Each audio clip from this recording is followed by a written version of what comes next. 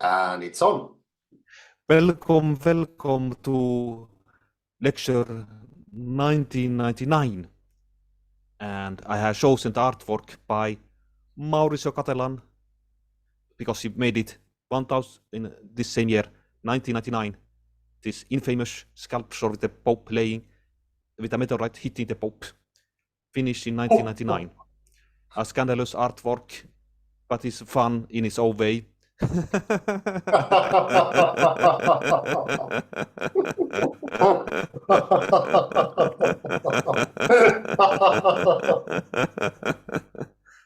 And it's called La Nona Ora, the ninth hour, before the ominous year 2000. And this Catalan, it is appropriate to mention him because he's actually from Venice. Why is it relevant in this context? You will see. No, he's actually from Padua, I mean. And Padua is close to Venice, and our professor, Berto, he's actually from Venice. You're kidding? They are very close by, yes. Wow. And by train is only 30 minutes, more or less, Padua from Venice. But it's a young guy, good looking as well. So I give the word to you, Hans. Please introduce the paper. Thank you for the nice introduction. It sets the tone. A difficult text needs a lot of laughter and echoing and everything. And we will today continue the Gödel paradox and Wittgenstein's reasons by Francesco Berto. Or Francesco Berto. Berto.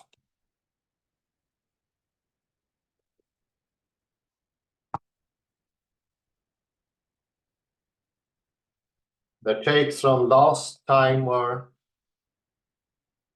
that there is no meta level, or if there were a meta level, that would be a new language game. It could have some interwoveness with the so to speak, the first language game, but it will not participate in the same way. Its participation is different, to make it absolutely clear. It's in a meta language, there's nothing wrong with it, they can exist to a certain extent, but the doings are different. And do remember the tip here that there are different kinds of apples, there are different kinds of pears, there are different types of bananas. Kinds and types are also different. That's the important thing. This is the Wittgensteinian point. He doesn't really make any point about the apples or the pears, the substance. But the mistake lies is in confusing something that has a family resemblance or interwovenness with identity. So it's a bit like you're too greedy, you get a free lunch, you ignore to take into consideration that kinds are also different. It's not used in the same way. It's the same kind of apples as in the sentence, the same kind of pears. And of course, this is a statement or an insight shared by quantum mechanics, also Derrida. We looked into the previous paragraph, 198.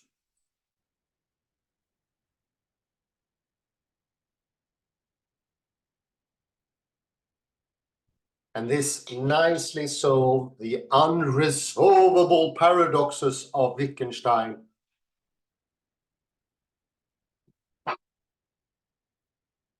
Hilbert's meta-mathematics is nothing but mathematics. It's not a meta-calculus, but there are no meta-calculi.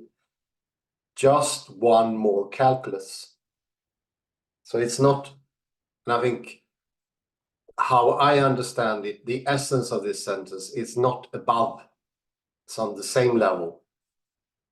So you could actually say that there's a sort of meta-calculus because Hilbert wants to call it that way. but it's not above. And here is actually the very kernel to understand Wittgenstein's, what he's pointing to. So it's a sentence that could be cut in stone.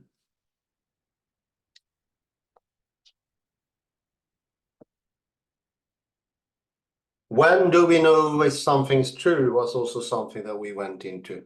Well, we just know it is not ruled by a mechanism. It's more like prose and poetry. It's not something behind. It's no first order set logic or set logic or anything like that.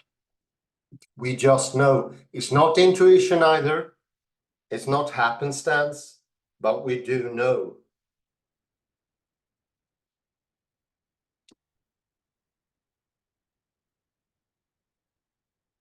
Sir Roger Penrose made a similar comment when talking with Jordan Peterson. You just know you're following the rule. You don't do it from the now, from the presence.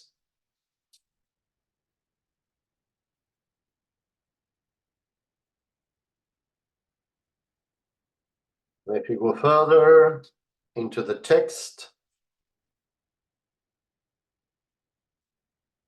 we also, if you could go to the next page, we also talked about being outside is very similar to, on page 4, being above is very similar to the idea that you can be outside the universe and sort of see the universe in isolation.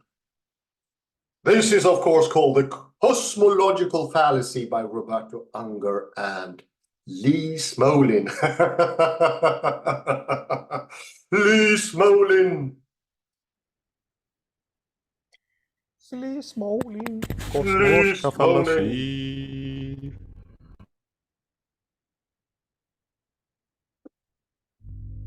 Meaning that there are no within a law. Exactly. The cosmological fallacy is approached by Wittgenstein, Derrida, and many others. And the instability mentioned by David McNeill also has an important feature here. One could say, and this is a bit tricky, that the idea of an external system that rules everything, or an origin, could be an original system. This is what Bertrand Russell proposed for mathematics together with Whitehead, that set theory, or the set of zero or nothing is the start of everything. So it doesn't make sense when I say it. No, there is no origin like that anyway.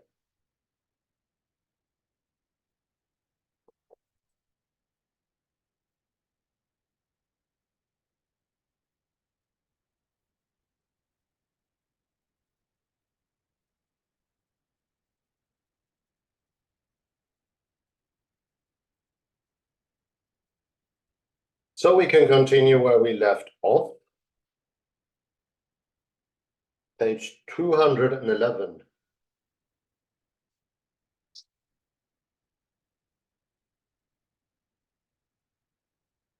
Put some light here.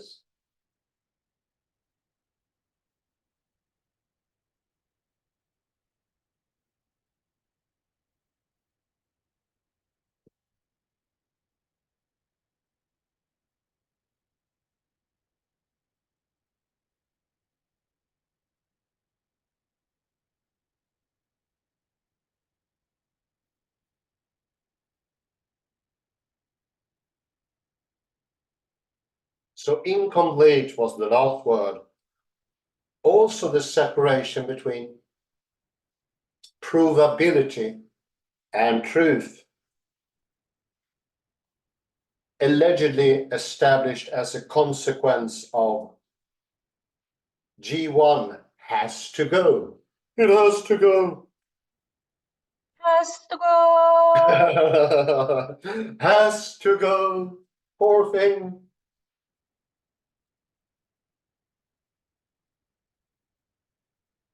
But may there not be true propositions which are written in this symbolism, but are not provable in Russell's system.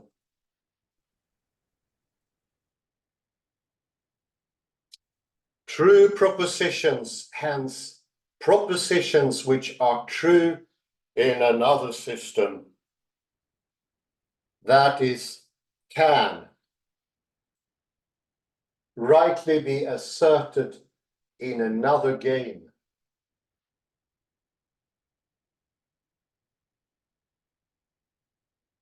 That can be asserted in another game. Another game! Another game.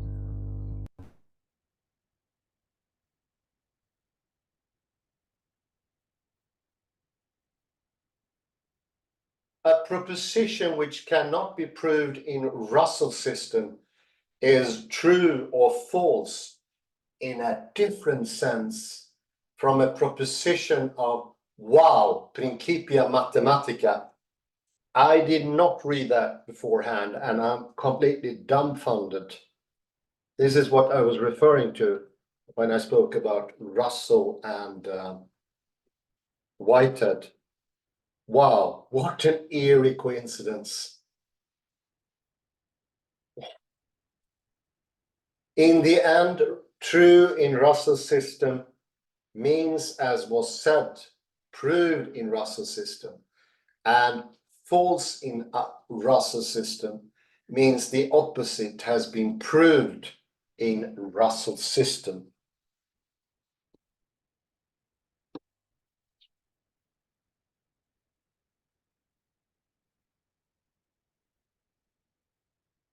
That at the core of Wittgenstein's rejection of the Platonic prose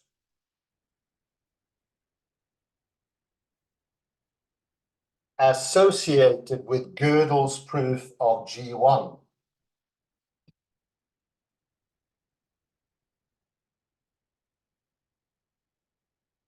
is his identification of truth with provability.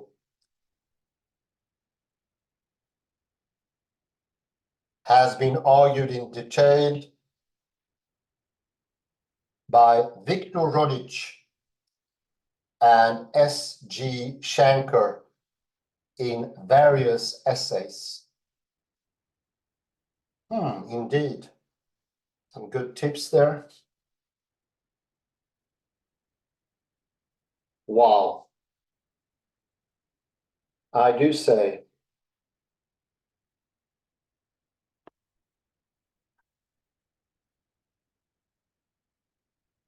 So much for Wittgenstein's views. Now for the single argument that embeds them in a paraconsistent setting. A paraconsistent setting. A paraconsistent setting. Very beautiful voice, thank you. A paraconsistent setting.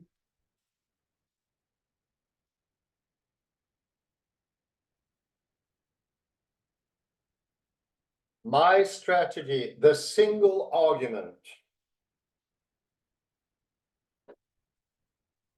My strategy exploits an idea proposed by Richard Routley and Graham Priest in various influential essays, which allows us to interpret Gödel's proof precisely as a paradoxical derivation. A paradoxical derivation. Paradoxical derivation.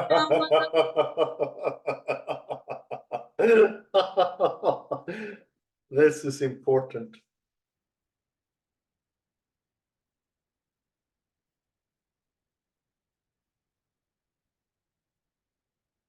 The core thought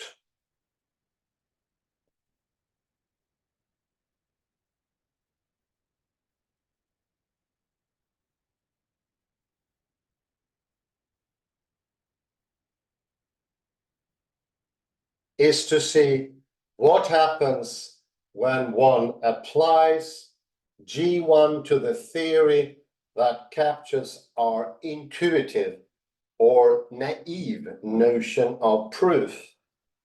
Naive. Naive. Naive notion of proof.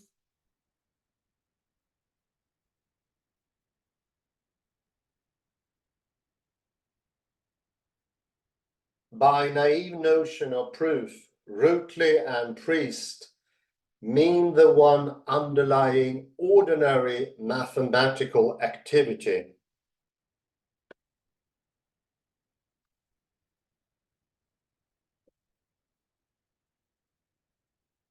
Proof as understood by mathematicians, not logicians.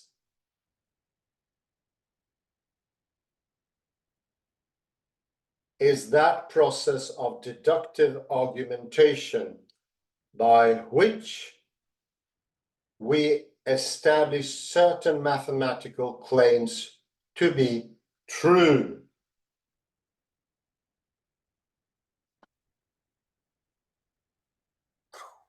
True.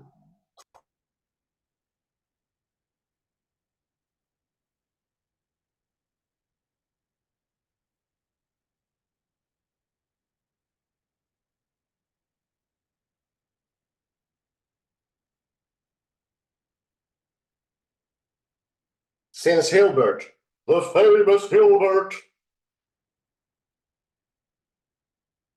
Hilbert. Yummy. Yummy.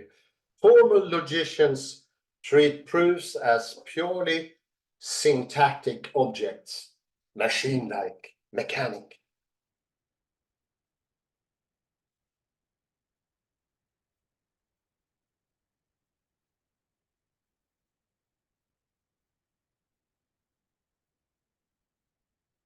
However, proving something for a working mathematician amounts to establishing that some sentence is true.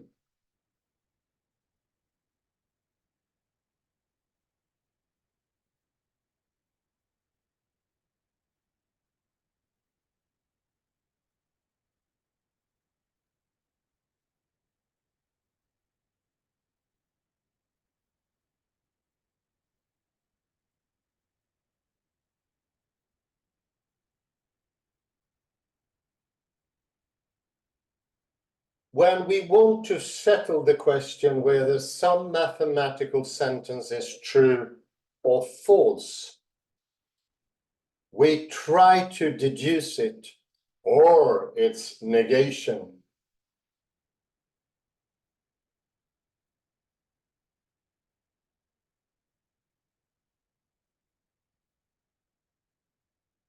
From other mathematical sentences which are already known to be true. To create a machine-like model. True.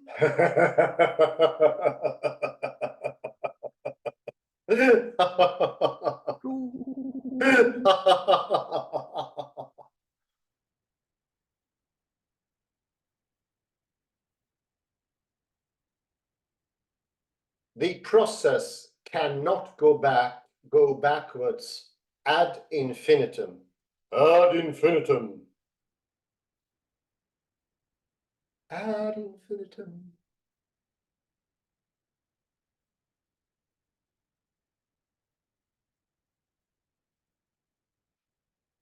We should therefore eventually reach mathematical sentences which are known to be true without having to be proved.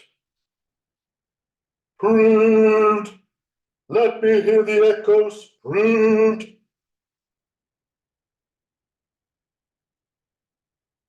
Come in.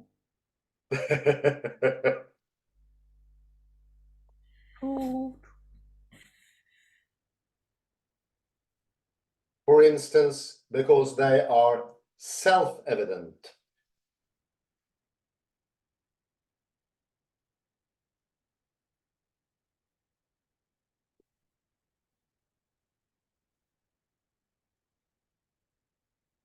However, this is not important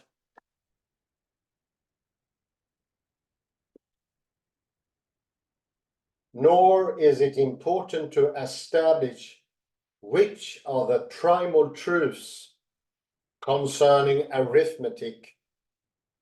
They may be, for instance, principles such as those of piano. Piano, Piano. piano, piano.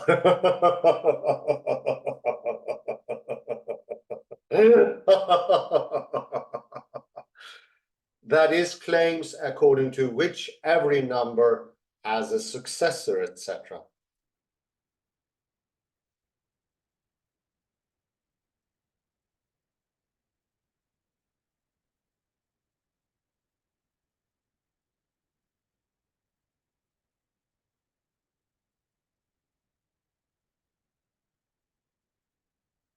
Naive proofs are phrased in informal, standard, mathematical English.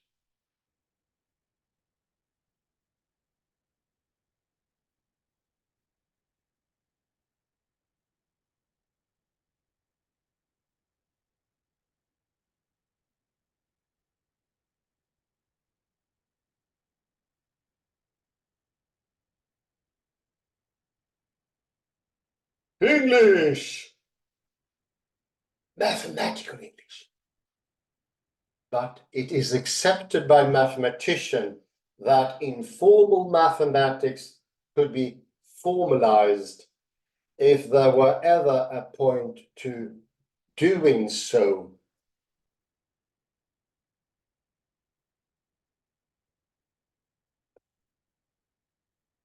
And the belief seems quite legitimate.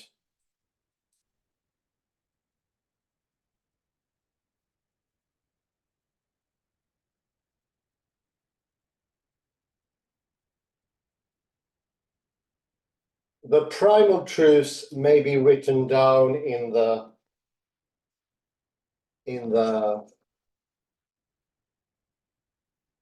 formal language and taken, say, as axioms and proofs, may be expressed as formal arguments. As formal arguments.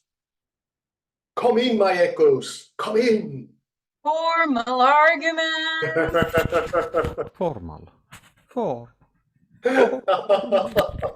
And we add some laughter. Do enjoy.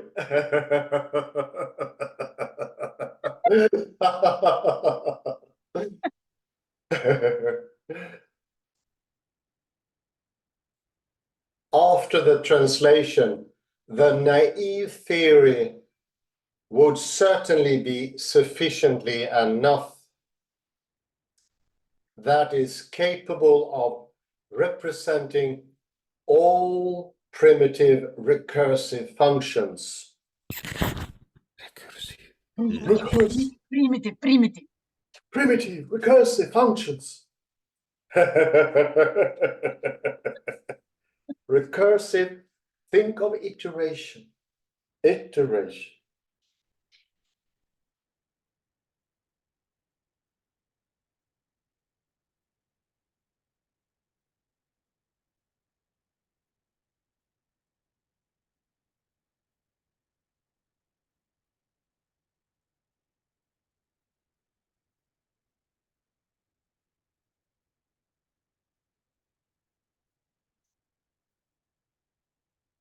Is the naive notion of proof effectively decidable? that is recursive given Church's thesis. Church's thesis.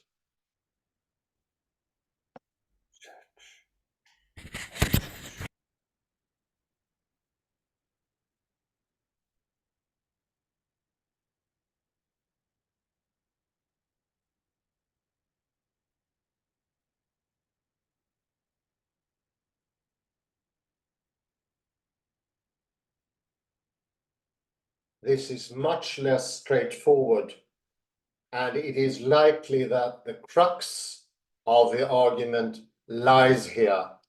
Lies here. Lies here. Lies here. Rocks.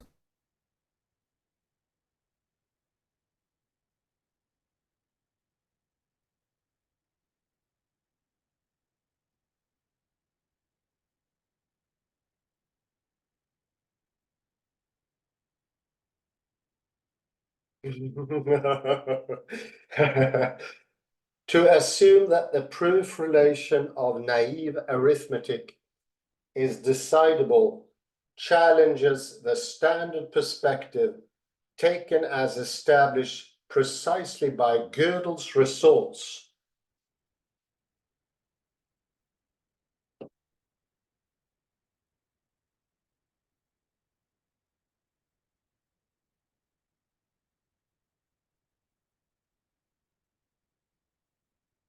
I will come back to this point, though, after exposing that para-consistent argument, which goes as follows. As follows. As follows. Follows.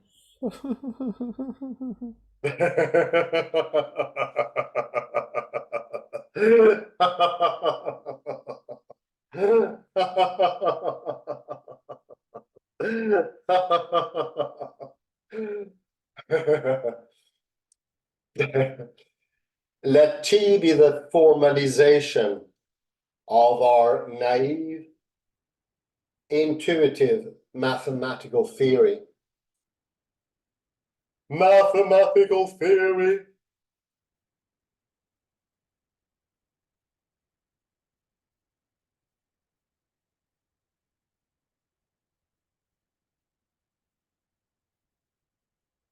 If T is sufficiently strong and its notion of proof is decidable, then G1 applies.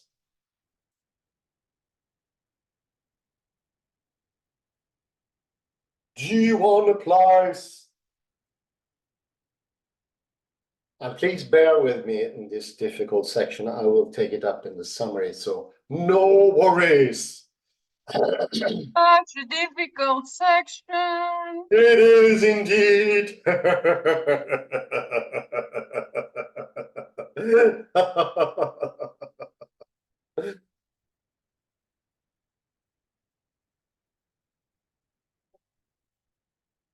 So if T is consistent, then there is a sentence phi which is not a theorem of T.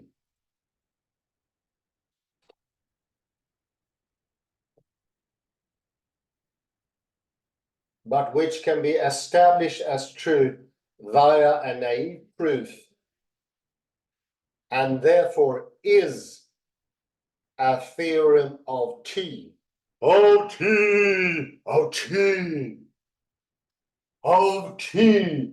Give me a cup of tea with milk. That's my favorite drink.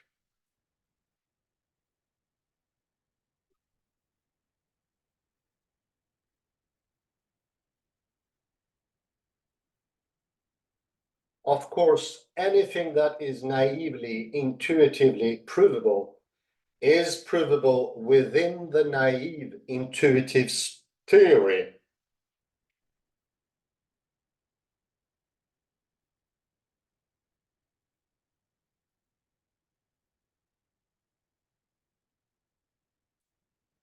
So assuming its consistency, It would therefore seem to be both complete and incomplete in the relevant sense. In the relevant sense.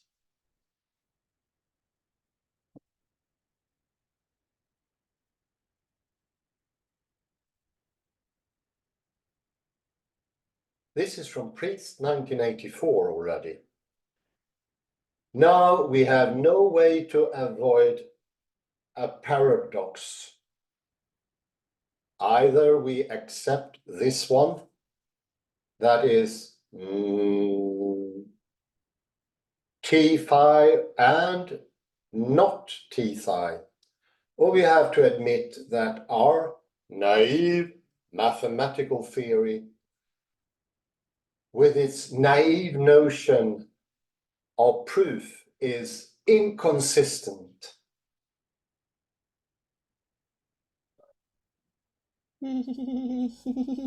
Consistent. Inconsistent, yeah. Yeah, this is laughter is going to help us for this difficult passage. Do laugh over there.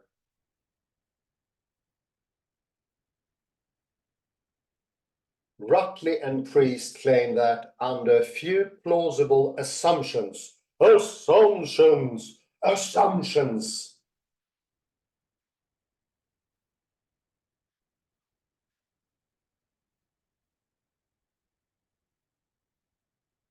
the Gödel sentence phi for T can be proved within T itself.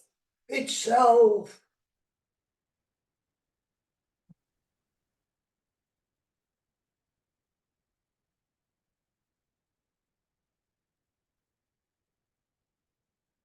Together with its negation. So one of the inconsistencies posted by T is to the effect that T phi and not T phi, or T is not phi, the opposite. The opposite phi, negative phi.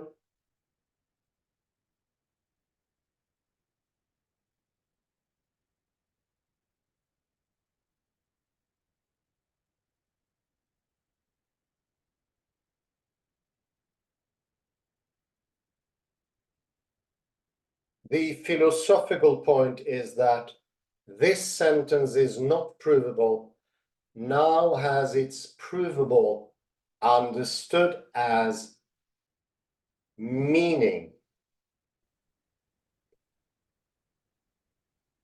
Demonstrably true, and precisely as Wittgenstein conjectured.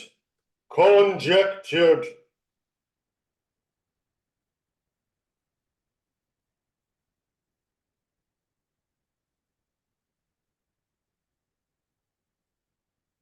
Gödel's proof. Gödel's proof.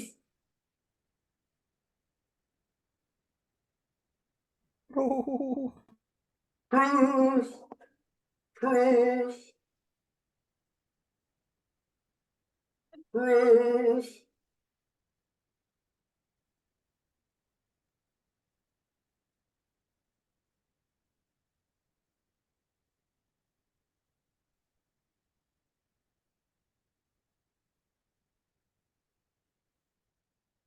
Becomes a derivation of a real paradox. Real paradox. Real paradox. Real paradox. Real paradox.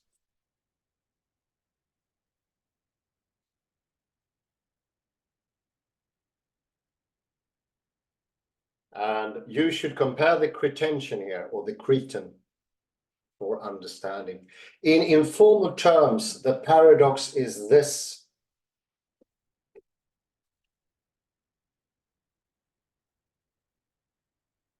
Consider the sentence, this sentence is not provably true.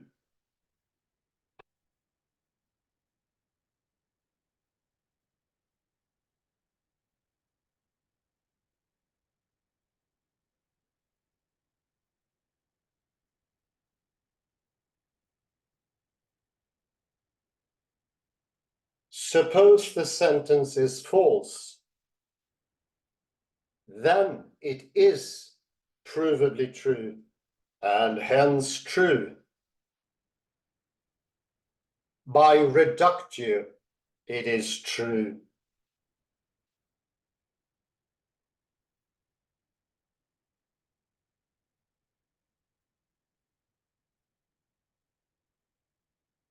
By reductio, it's true. Reductio, reductio, reductio.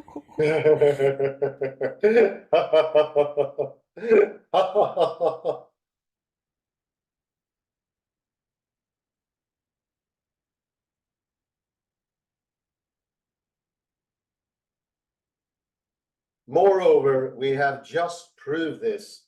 Moreover, we just proved it.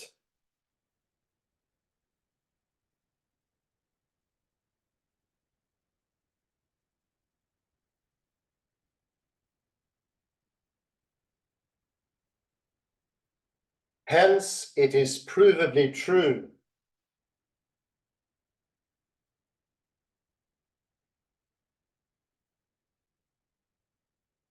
And since it is true, it is not provably true. Contradiction.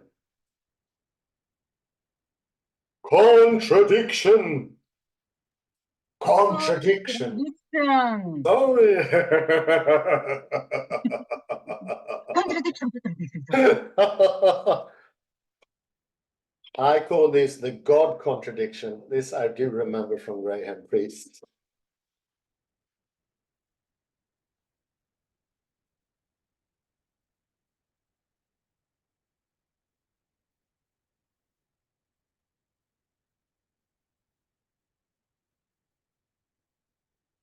This paradox is not the only one forthcoming in the theory.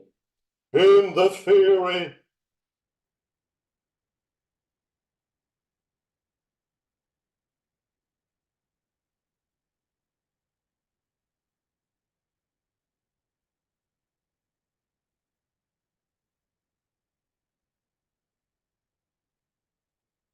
For as the theory can prove its own soundness, it must be capable of giving its own semantics. Listen, did you hear? Did you hear? Laugh out its own semantics. Oh,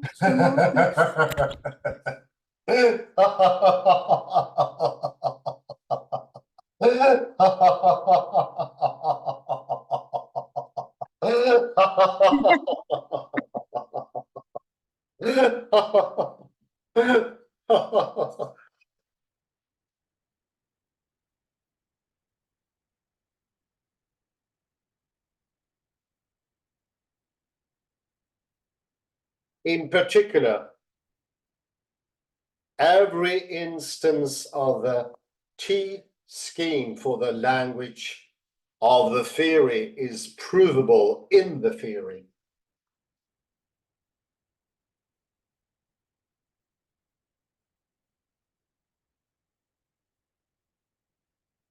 Hence, the semantic paradoxes will all be provable in the theory.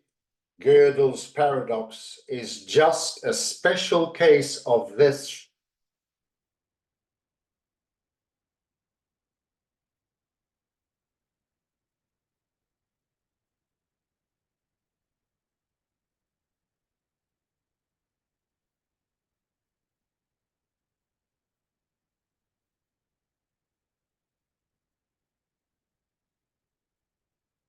The semantic prose of G1, attacked by Wittgenstein, has it that the truth of the Gödel sentence is established in the meta-theory. In the meta-theory. In the meta theory. Beautiful, thank you. Meta-theory. Meta theory. So good. We need this. However, T, formalizing as it does our naive notion of proof, should absorb the meta theory within the theory.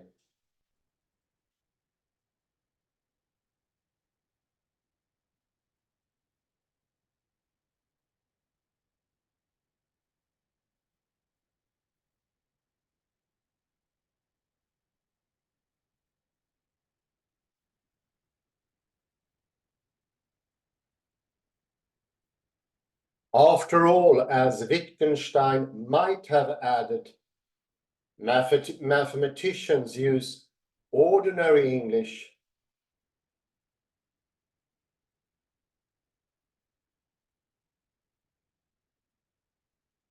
and ordinary English may well be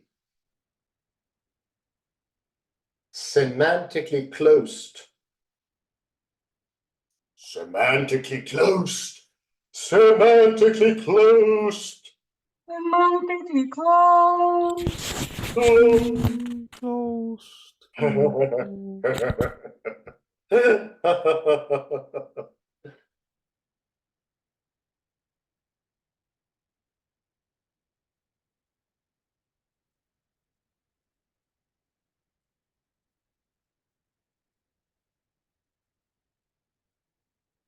As Rutley stressed, everyday arithmetic as presented within a natural language like English appears unlike, say, first order piano arithmetic, appropriately closed. Closed.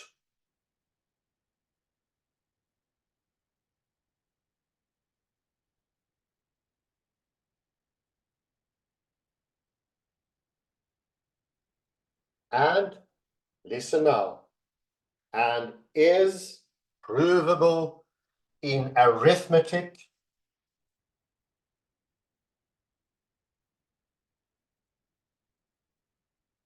and the sentence is arithmetically true are English and in a good sense arithmetical predicates. Predicates.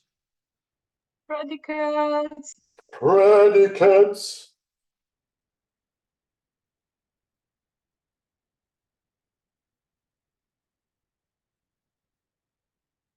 Mirroring this fact, T is semantically closed in the Tarskian sense and inconsistent. Inconsistent!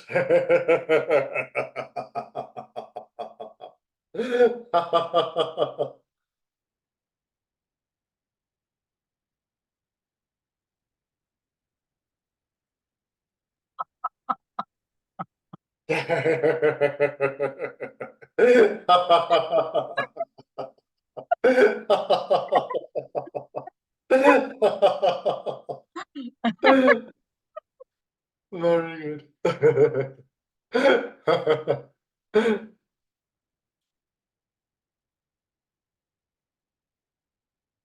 The reasoning behind the proof of the truth and the Gödel sentence is now performed within the formal system itself.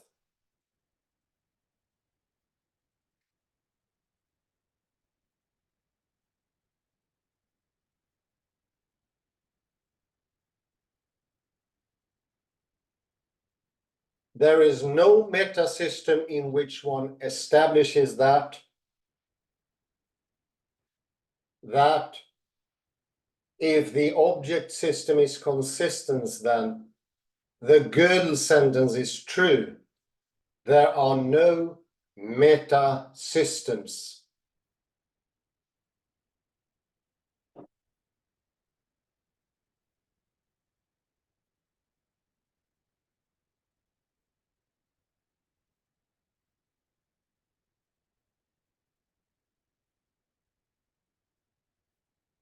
No meta systems.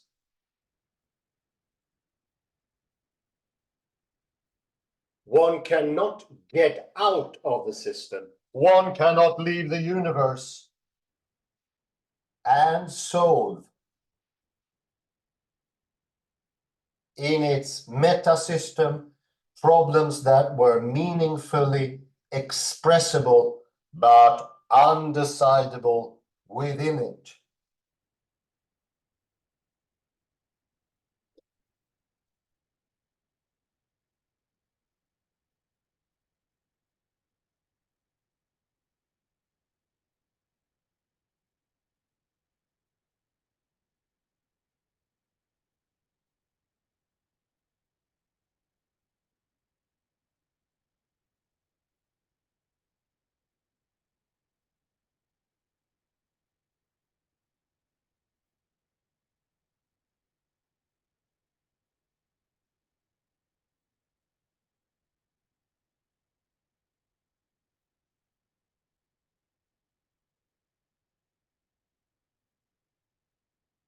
Back now to the key assumption that the naive notion of proof is effectively decidable,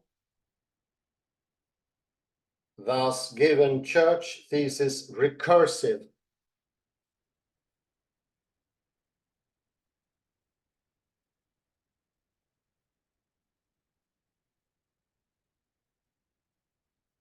The first thing to notice is that this may well have been Wittgenstein's assumption too. His assumption too.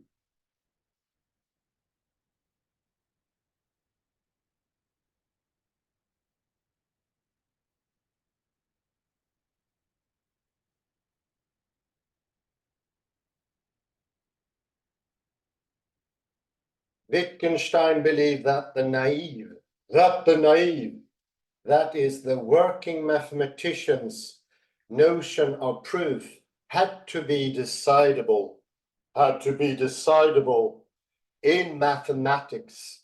In mathematics.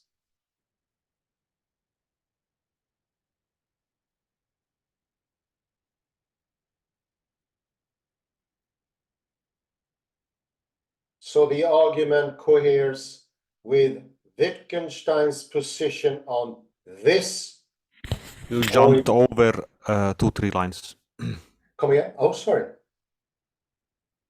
For lack of decidability meant to him simply lack of mathematical meaning.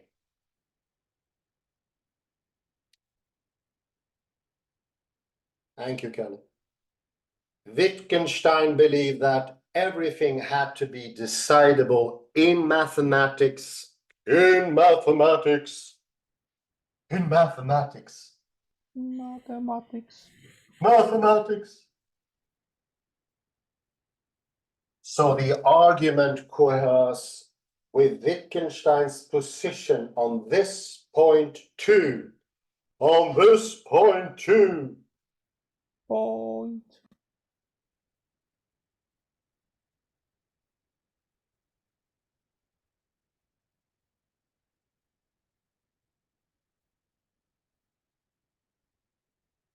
But Rutley and Priest also have positive arguments for the view.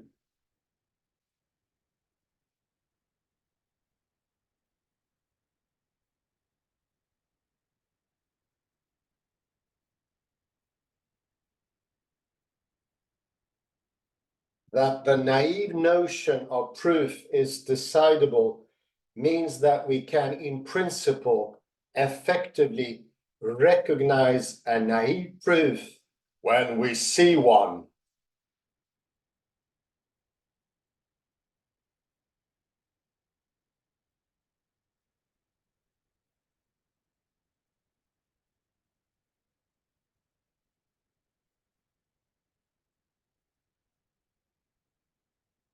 Now,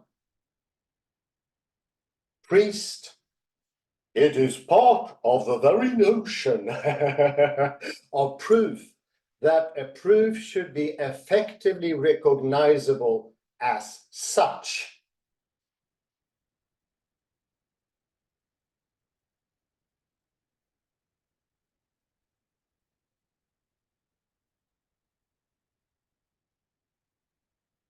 For the point of a naive proof is that it is a way of settling the issue whether a given mathematical claim is true or not.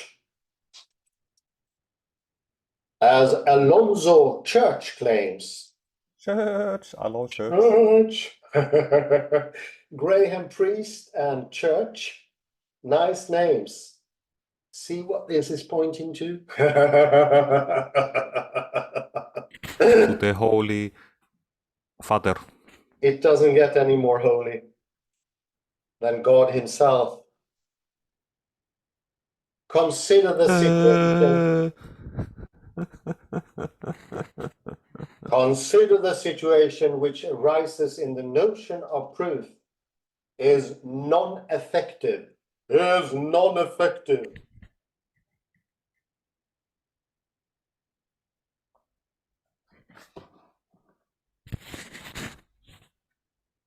There is then no certain means by which, when a sequence of formulas has been put forward as a proof, the auditor may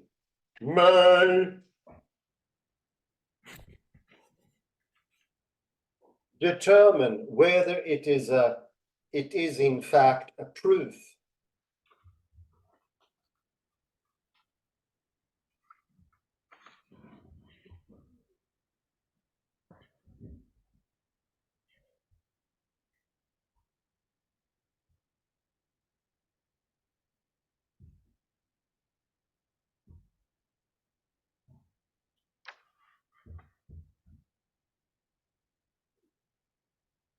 Determine whether it is in fact a proof. Therefore, he may fairly demand a proof in any given case that the sequence of formulas put forward is a proof. In any given case is a proof. And until the supplementary proof is provided, he may refuse to be convinced that the alleged theorem is proved.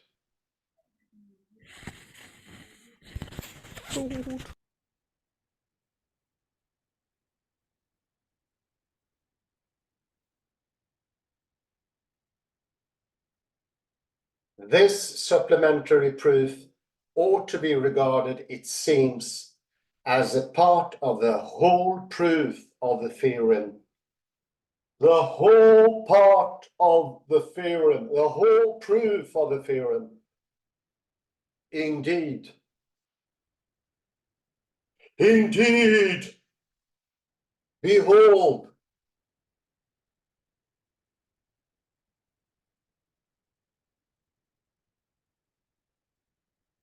Besides, by acknowledging that the naive proof relation is decidable, we can explain how we learn arithmetic. That is via an effective procedure. An effective procedure. I will only finish this one and then you will be relieved. Poor guys.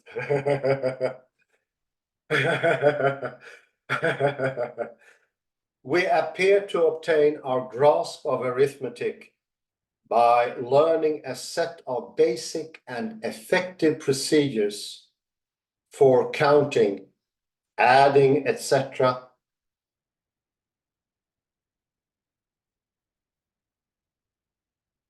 In other words, by knowledge encoded in a decidable set of axioms. In a decidable set of axioms. Yum. Decidable set of axioms.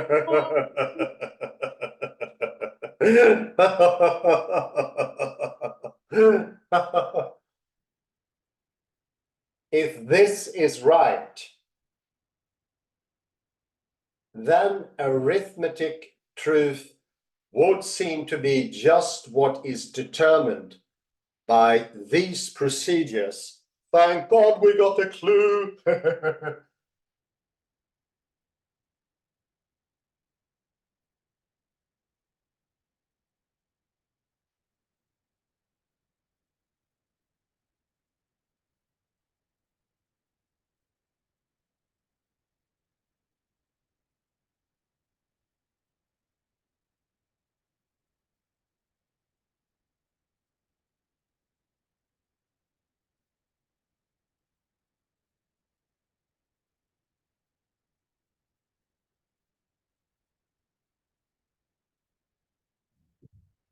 Proceedings.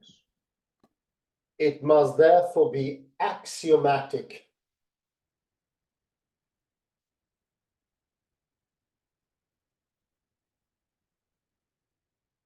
If it is not, the situation is very puzzling. Very puzzling.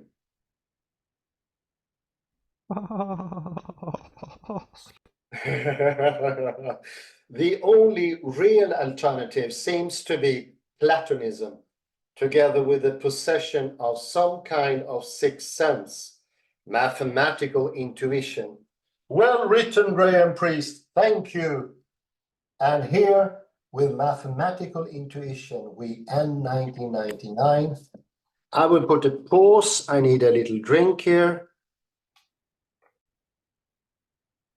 So I'll start again. It's now recording, as you might hear.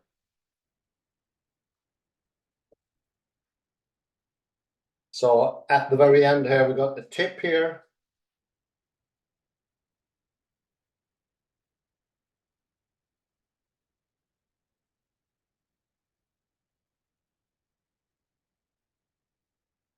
So the tip is, it is the way of doing it that makes it true or not. Otherwise, you will be stuck in Platonism. I think today 95% of mathematicians, and I would say people generally, are Platonists.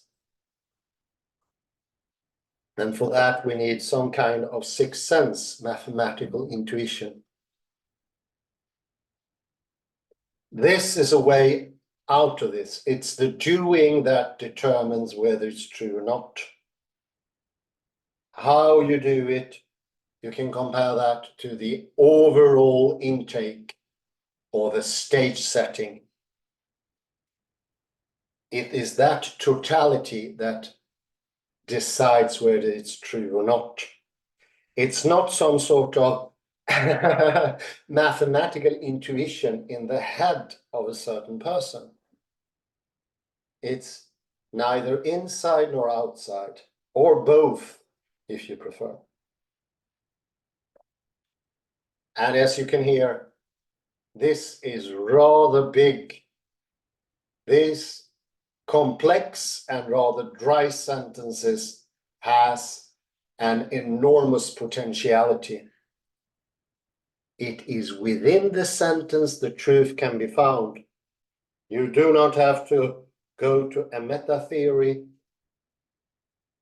You should not apply a mechanical, axiomatic system to decide the truth. That will simply not work. It's the way of doing it. If you want, you can compare with the liar's paradox. The Cretan who says all Cretans are liars. It's the doing of that Cretan. You will see him, you will hear his voice, you will have everything. That decides. So it's not beyond, and as we said earlier, it is not above. And this is exactly what Lee Smolin and Roberto Angus say when they talk about the cosmological fallacy, to take a position of outsideness. Why is it so problematic? because it's goes against how we use language. It becomes a sort of nonsense. So Platonism, this is going to sound harsh, and of course this is New Year's Day. I don't want to start too harsh, but that would mean that Platonism is not literally believing in beyondness, because that is simply meaningless. Then there is no Platonism. It's a certain way of talking only, but you cannot literally be a Platonist. If you're a mathematician or whoever you are, the truth is inside the sentence, in how you perform it, in the connections, the weave.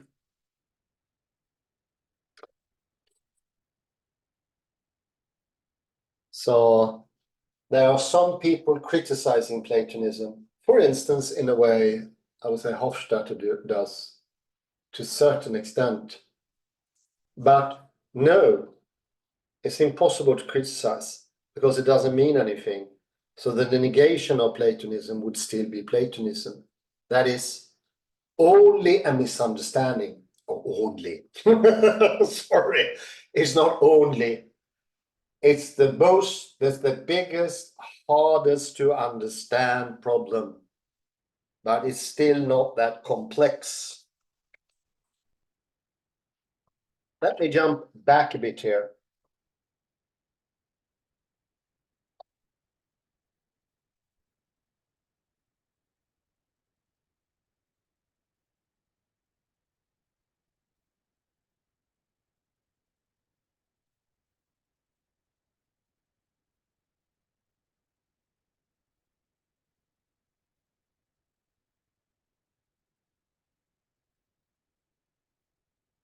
If we may go to, if you be so nice, Kalle, to take me to page, which I call 7. I don't know what that number is. That's the one. 214 Thank you. equals 7. Listen here. This is a hint for line 2. For as the theory can prove its own soundness, it must be capable of giving its own semantics. Oddly enough, and this is going to sound out like there is some sort of contradiction going on there, but actually there is not. The sentence is the totality of all contexts. Therefore, in the sentence will also be how it tells its truth, if it tells its truth. And do remember, is this extended notion of a sentence. In the actual doing, the Cretan does literally talk. That is incredibly important. And to really chop that in, remember the Italian professor who put Wittgenstein on this path originally.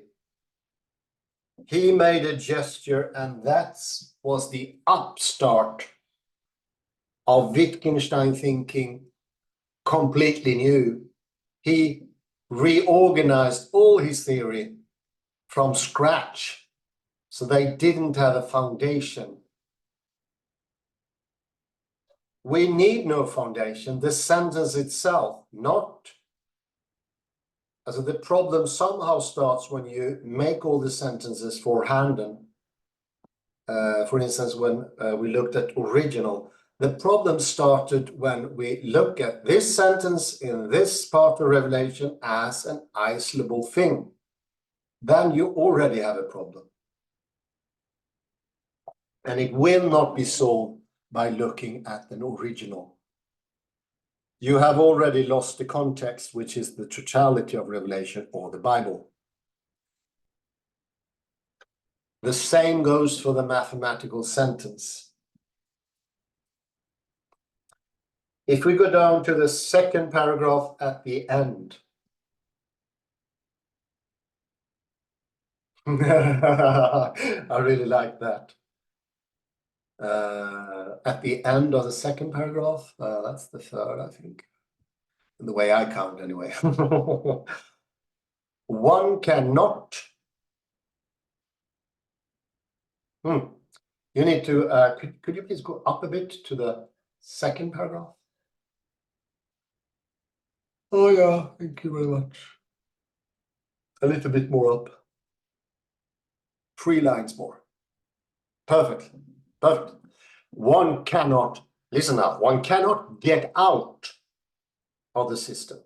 And this is very important. The get out has these citation marks of the system and solve in its meta-system problems that were meaningfully expressible but undecidable within it. It's not a physical impossibility to get out. It simply doesn't mean anything. And Platonism starts here. It starts, and in the beginning, I can give my emotional reaction to this the first time. It was a bit like, oh no, I can't be outside the system. It's a sense of disappointment. That disappointment is wrong. How can emotion be wrong? Well, because there is no get out of the system doesn't really mean anything. It doesn't mean anything consistently or in any lucid manner in the way we use language. Other hints, Ingmar Hedenius, he thought you can leave the world and talk about faith and facts. Russell together with Whitehead, which was a scary coincidence. I usually try to read the text the day before because it was New Year's Day, as New Year's Eve yesterday, as you know. There was no time whatsoever. I had no, Alicia had no idea it would turn up here. Trust me, it's an incredible coincidence. And there it was, and there also was the pointer to Principia Mathematica.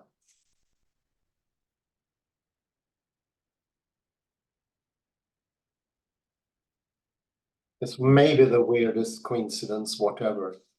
Yeah, isn't that a strange coincidence?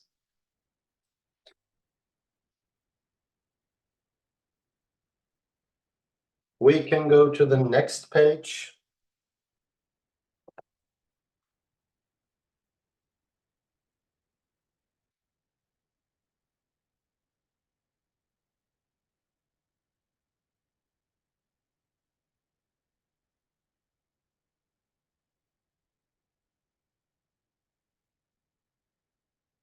Page 213, I'm going to put the number 213 here. I get too confused otherwise.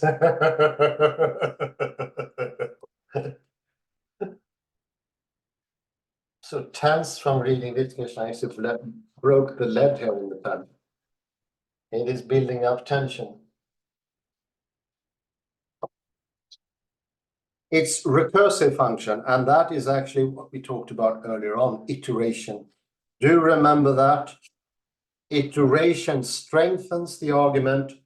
In the end, it goes from being, for instance, this is an example, going from being true to be false by iteration in a bad way.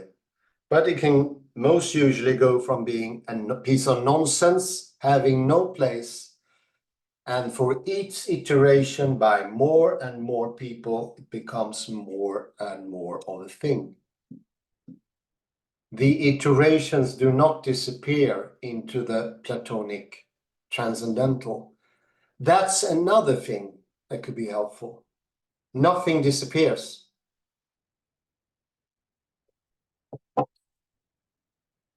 When reading Lee Smolin, you start to understand that every iteration is a sort of thing that remains forever. Forever and ever. The past do not disappear. And the past is quite enough to decide. It has the power to decide.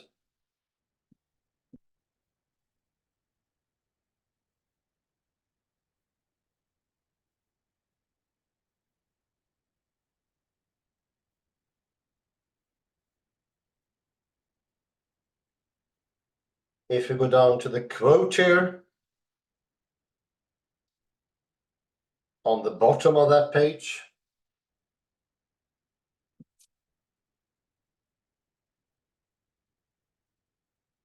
consider the sentence, this sentence is not provably true. So you hear it's the Cretan once more, and we can go over to the next page. Thank you for your patience. I can't believe you're still with me. On this day,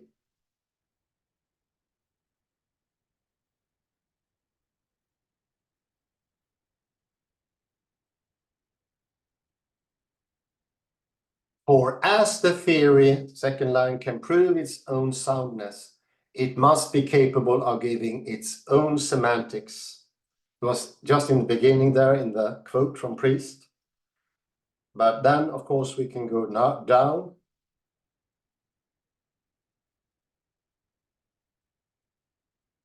And we will get like 10 lines down on the second paragraph.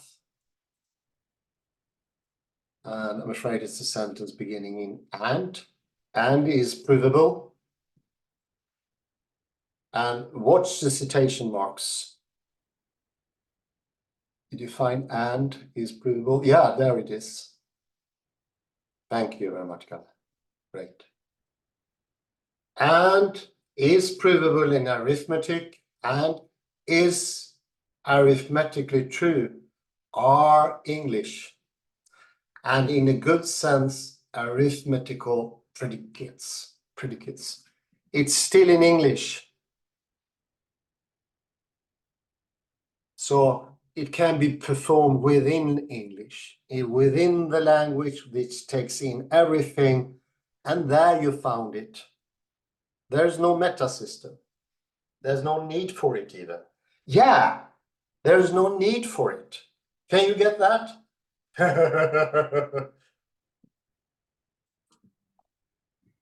There's no need for any meta system whatsoever, in the sense that it's above or beyond or unconnected. Do remember that the Tigmarkian other words are completely closed off from us. That makes his theory a piece of nonsense. Not wrong, but a piece of nonsense. There is a fine line there.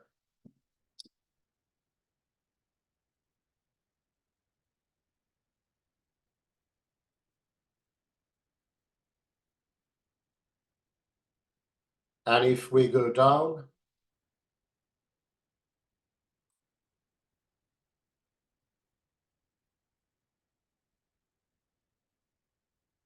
and a bit further down, yeah, actually, where if you go up a few lines only.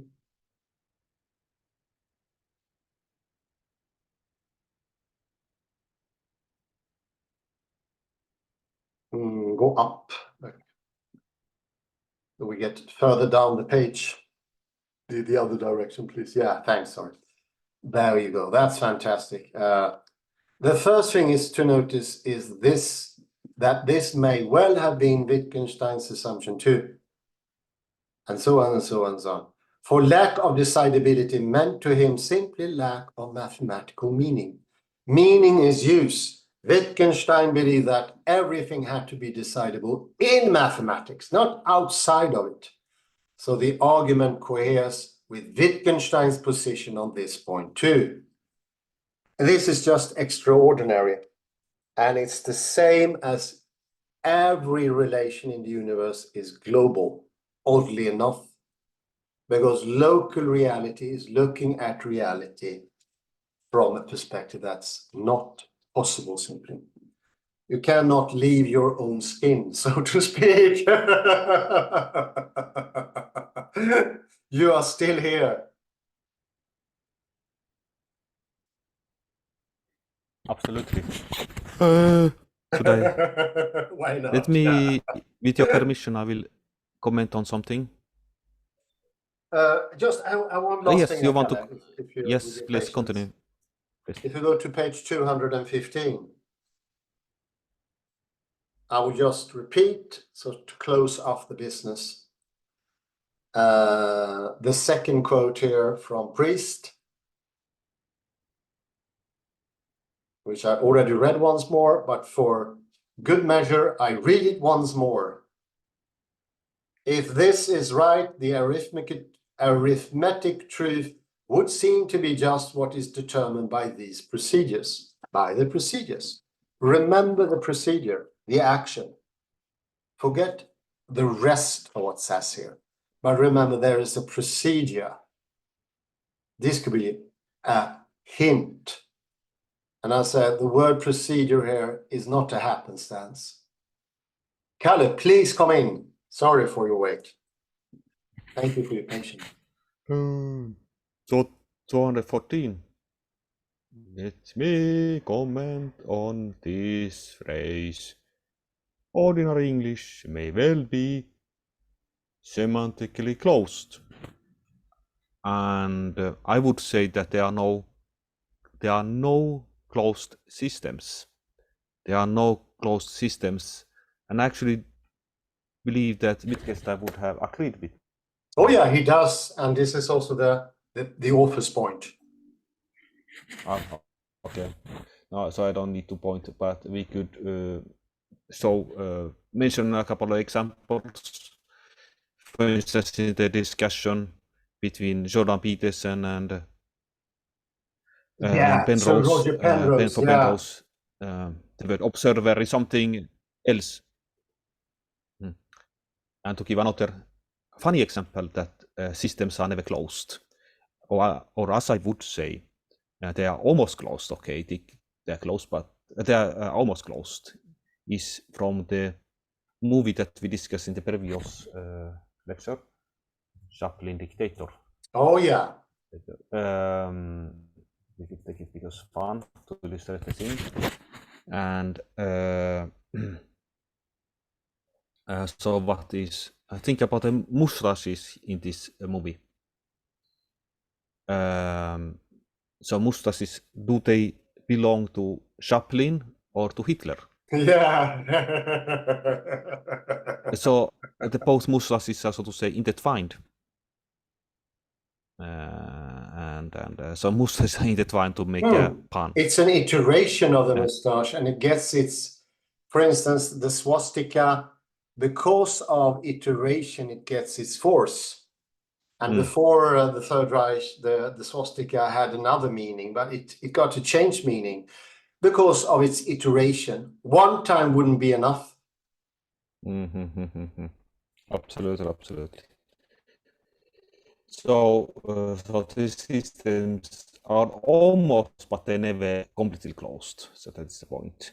Let me take up something here. This seems complicated, but it's actually not so complicated, I would say. So here we spoke about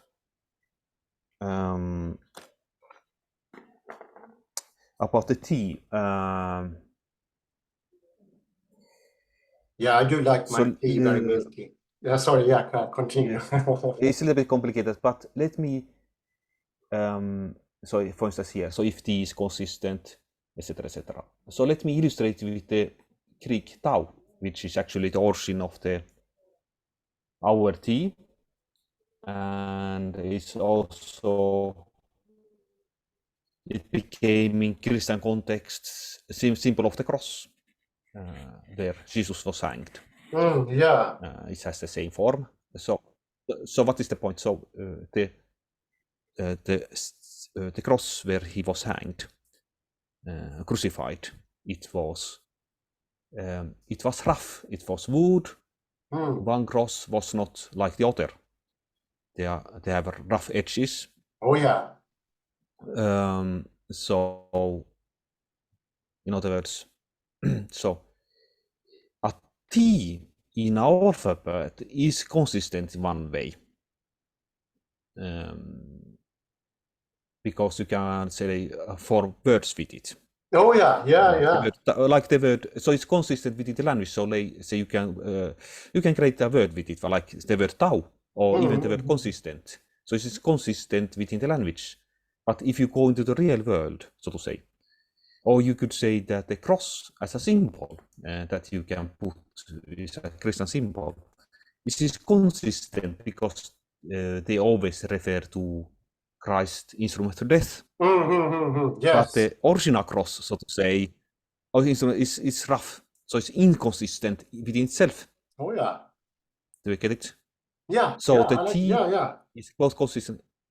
And so therefore, to take this complicated sentence here, which might seem with the, let me see, it was on 250 with the Tarskian sense, which seems very rough. Let me see the Tarskian sense. Where did we have it? Tarskian.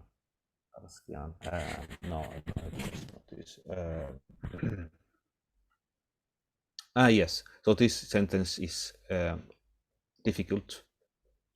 So we could say that so T is semantically closed in the Tarskian sense and inconsistent.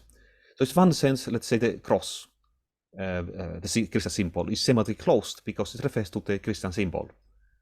But it's also inconsistent in one way because the wooden instrument is rough. It has rough edges. Oh yeah, it does have rough edges, yeah. And let me take another example, maybe day-to-day example. So how can something be? Something be undecidable? So let me see. I can give you an example here coming from your own area here, Bible scholars. So what they do, they cut out a piece of the Bible and say we can do this for hand and isolate it, and we can check for the origin, and they read the sentences or a verse or a whole chapter without the context of the whole book. So the whole book contains the truth, as long as you don't separate the book from its constitutive parts. It's a global take on the Bible. Absolutely. And let me try to explain my meaning of decidable. That mathematics are decidable. So it seems complicated, but it's not so complicated. So if you think about 1 plus 1 is 2, that is decidable. So you can decide it. So it's a naive mathematics. So it's correct. So it's decidable. 1 plus 1 is 2. That's decidable. So you can decide it. That's true. And that's but it becomes undecidable when you go to the real world. Because in a real world, let's say 1 apple, if you add 1 apple to another apple, it is not longer completely 2 because apples are different. Yeah. So I can take one small apple, a big apple. So they are, so to say, also here rough edges in the real world. Yeah. And so that things are undecidable. Like the cross symbol, as a symbol, is decidable because it refers to a specific symbol, the Jesus' death. But it's also undecidable when you go to the origin, if you want to go to the wooden beam. So when you leave the world of mathematics, it becomes undecidable often. Yes, if you read it in separation and if you cut it up. It's the same as the argument from E. McGilchrist, but in a bit more sharp way. They say you don't understand a poem if you cut it up, and if you sort of take it out of its context. Then you lose what Wittgenstein or Hualin would call Francis Hualin would call the criterion. You lose that.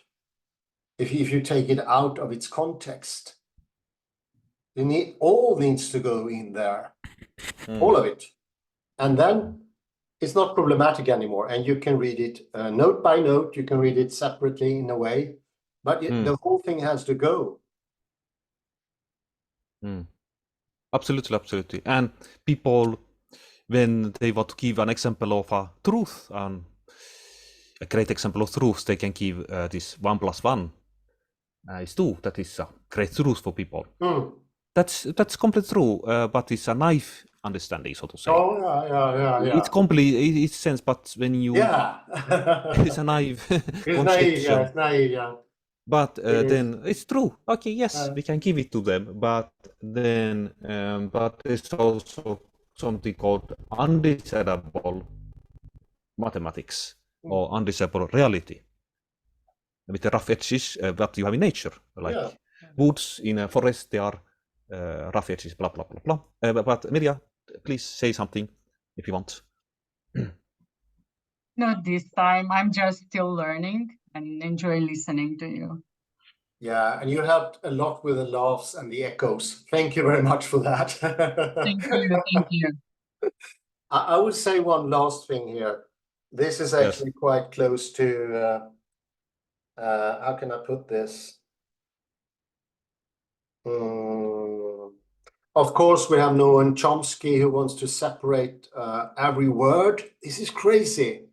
Every word is separable according to Noam Chomsky. So there you can see the lunacy, how far you can get once you start making everything forehanden and taking it out. You will never find any meaning. And the more you try, the less you find. And I don't know if this point works, but it is true as well. It is like saying when we go from classical physics to quantum mechanics, we have to add the observer. But in a way, really, the observer never disappeared. He's actually there in classical physics.